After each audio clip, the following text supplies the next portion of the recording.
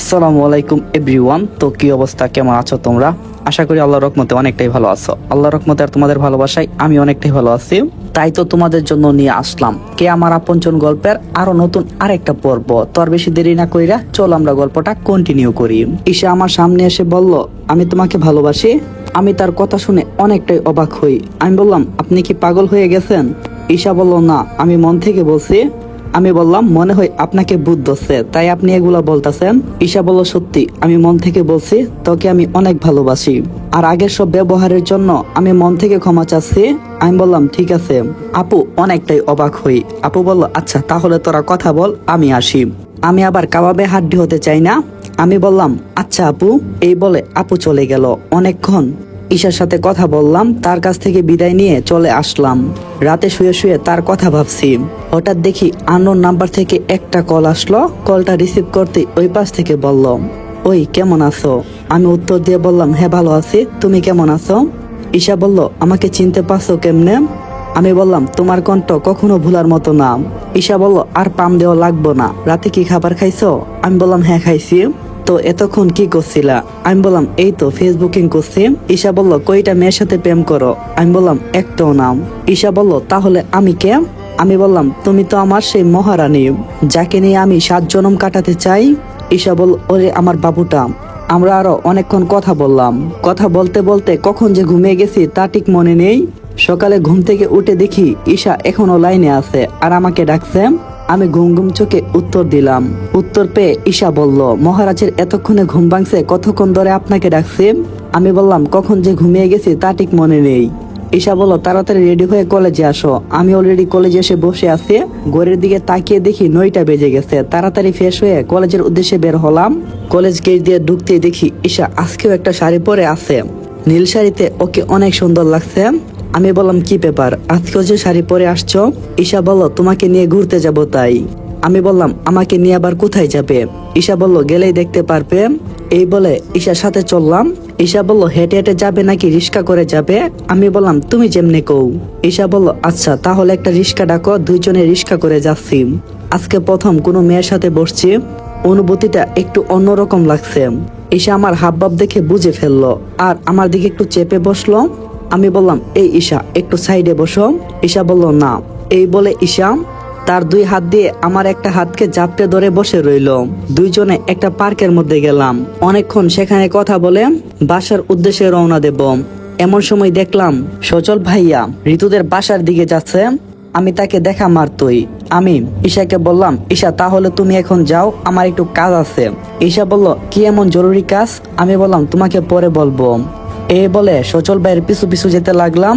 ঈশাকে একটা রিস্কায় উঠিয়ে দিয়েছি। তখন দেখলাম যে সচল ভাই ঋতুদের বাসায় ঢুকছে। আজব করা বিষয় হচ্ছে, তাদের বাসাটা একদম ফাঁকা। সচল ভাই সোজা ঋতুর রুমে চলে গেল। আমি তার পিছন পিছন যাচ্ছি। হঠাৎ সচল ভাই ঋতুর রুমে ঢুকে দরজা বন্ধ করে দিল। ব্যাপারটা আমার সুবিধা টিকছে না। তার মানে কি আমার ধারণা এই সত্যি? তাহলে সচল ভাই ঋতুর সাথে এই কাজটা করছিল। আমি আর দেরি না করে দরজার সামনে গেলাম। ভিতর দিক থেকে তাদের কথা শুনছি। সচল ভাই ঋতুকে যা বলল তা শুনে যেন আমি আকাশ থেকে পড়লাম। কারণ সচল ভাই ঋতুকে বলল, আজকে তোমাদের জন্য সব সম্পত্তি আমার নামে, বাবা কাগজ করে আমাকে সব দিয়ে দিয়েছে। তখন দেখলাম চাচা আর চাচির আওয়াজ। তার মানে তারা সবাই একই ঘরে। তখন চাচা বলল, তাহলে ঋতুকে বিয়ে করবে কখন? সচল ভাই বলল, আগে মাইশাকে বিদায় করি, আর মাইশা হলো আমার ভাবির নাম, তারপর না হয় ঋতুকে বিয়ে করব। ঋতু বলল, আমার আর তোর সইছে না, কবে যে তোমার ঘরে বউ হয়ে যাব। আর এই অন্ধের নাটক করতে ভালো লাগে না। তার মানে ঋতু এসবের মধ্যে জড়িত।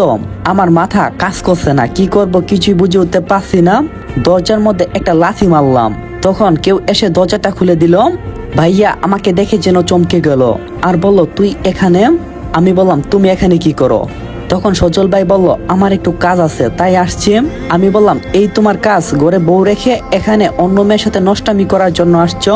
তখন ঘর থেকে ঋতু বলল, ভাইয়া তুমি এসব কি বলছো?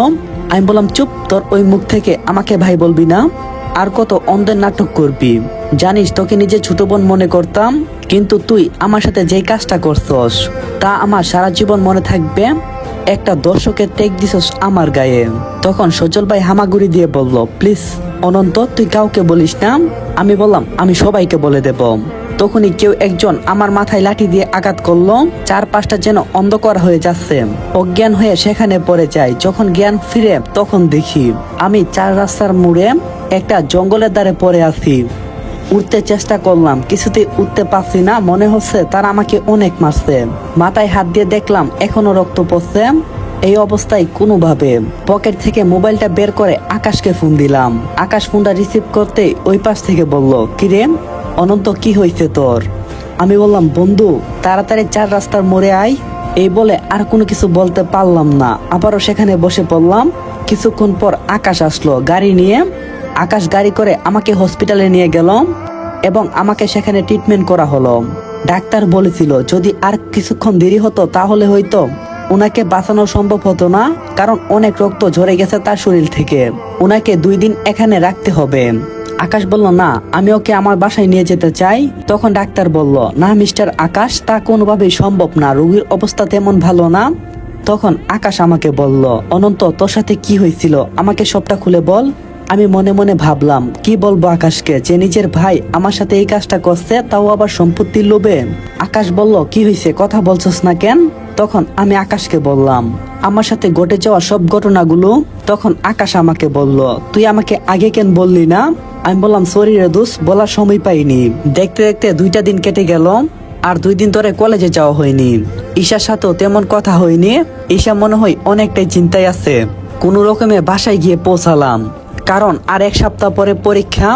এই পরীক্ষায় আমাকে ভালো রেজাল্ট করতেই হবে। আমাকে বাসায় দেখে ভাইয়া অনেকটাই অবাক হয়েছে।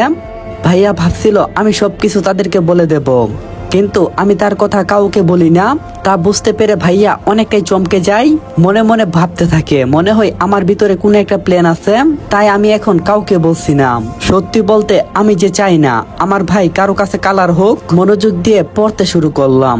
ঈশার সাথেও আগের থেকে সম্পর্কটা অনেক ভালো হয়ে গেছে। অনেকটাই গভীরে চলে গেছি আমরা 2 জন। আর 2 দিন পরে পরীক্ষা, কিন্তু পরীক্ষার ফি কোথা থেকে দেব? আমার কাছে যে কোনো টাকা নাই। তাই আমি আব্বুর কাছে গেলাম আর গিয়ে বললাম, আব্বু। আব্বু বলল, কি বলবি বল। আমি বললাম, আমার না 5,000 টাকা লাগতো। আব্বু বলল, ভিক্ষা করতে চাইলে বাসার বাইরে গিয়ে কর, এই বাসায় কোনো ভিখারির জায়গা নেই। বাবার এই কথা শুনে আমি অনেকটাই অবাক হই। একটা বাবা কেমনে পারে তার সন্তানকে এভাবে বলতে। তখন আমি আম্মুর কাছে গিয়ে বললাম, আম্মু আমার 5,000 টাকা লাগবে। আম্মার সেই একই উত্তর। তখন আমি অনেকটাই নিচু হয়ে সচল ভাইয়ের কাছে গেলাম আর গিয়ে বললাম, আমাকে 5,000 টাকা দিতে পারবি? সচল ভাই বলল, আমার কাছে কোনো টাকা নাই। আমি বললাম, আচ্ছা। এই বলে সেখান থেকে চলে আসলাম। মাথায় কিছুই ঢুকছে না। তখন আপুর কথা মনে হলো, আপুকে কল দিতে যাব। ঠিক তখনই আকাশের একটা মেসেজ আমার ফোনে। আমি মেসেজটা চেক করলাম। আকাশ বলল, কলেজে 10,000 টাকা দিয়ে দিয়েছি, তোর আর চিন্তা করতে হবে না। আমি মনে মনে বললাম, বিপদেই বন্ধুর পরিচয়। আসলে আকাশ আমার সব বিপদে আমার পাশে থাকে। আমার সুখ দুঃখ সবখানেই। স্বার্থ ছাড়া একটা বন্ধু পাইছি, আর কি লাগে। এসব ভাবছি আর কান্না করছি। পরিবারের মানুষ কিভাবে আমার সাথে এমনটা করতে পারে? আমি কি তাদের আপন সন্তান না? এসব ভাবছি। তখনই মনোয়ার চাচা আমার পাশে এসে বলল, কি বাবা, কান্না করছো কেন? আমি বললাম, চাচা আপনি তো সবকিছুই জানেন। চাচা বলল, কি করার? আসলে তুমি ওদের সন্তান না। আমি বললাম, চাচা আপনি কি পাগল হয়ে গেছেন? কি বলছেন এসব? চাচা বলল, হ্যাঁ আমি সত্যি কথাই বলছি। আসলে তোমাকে একটা মেলাতে ওরা কুড়িয়ে পায়, আর সেখান থেকে তোমাকে এই বাসায় নিয়ে আসে। আর প্রথমত আমাকে দিয়ে দিয়েছিল যাতে আমি তোমার লালন পালন থেকে শুরু করে এভরিথিং সবকিছু দেখি। আমি বললাম, চাচা মনে হয় আপনি রাতে ঘুমান নাই, তাই আবল তাবল কথা বলছেন। চাচা বলল, না বাবা আমি সত্যি কথাই বলছি। তখন আমি একটা দীর্ঘ নিঃশ্বাস নিলাম আর মনে মনে ভাবলাম, তাহলে কে আমার আপন বাবা মা, কে আমার আপন জন?